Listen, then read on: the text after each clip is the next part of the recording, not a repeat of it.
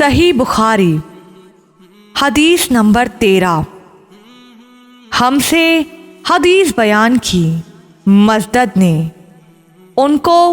یحییٰ نے، انہوں نے شعبہ سے نقل کیا، انہوں نے قتادہ سے، انہوں نے انس رضی اللہ تعالی عنہ خادم رسول اللہ صلی اللہ علیہ وآلہ وسلم سے، انہوں نے نبی کریم صلی اللہ علیہ وآلہ وسلم سے روایت کیا، اور شعبہ نے حسین معلم سے بھی روایت کیا، انہوں نے قتادہ سے، انہوں نے انس رضی اللہ تعالی عنہ سے، انہوں نے نبی کریم صلی اللہ علیہ وآلہ وسلم سے نقل فرمایا کہ نبی کریم صلی اللہ علیہ وآلہ وسلم نے فرمایا، تم میں سے